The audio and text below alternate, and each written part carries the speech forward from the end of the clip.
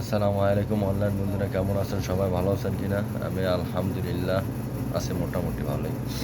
Saudi আরবের কাজ যেটা পাই এটাই করতে হয় আর কি। আজকে কাজের হয়েছিল কি, মরিচ বাজতেছি।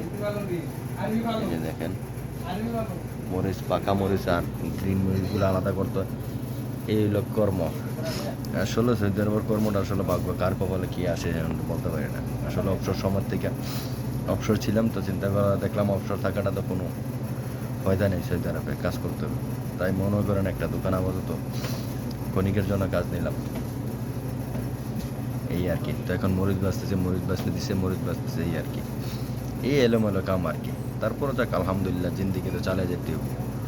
জীবনটা তো যুদ্ধের খেলা, যুদ্ধ করেই চলতে হবে পৃথিবীতে মরার আগ পর্যন্ত। যাক, আল্লাহ আমাদের সবাইকে সুস্থ রাখুক, ভালো রাখুক, দোয়া করি। আলহামদুলিল্লাহ, ভালো থাকেন। আল্লাহ হাফেজ।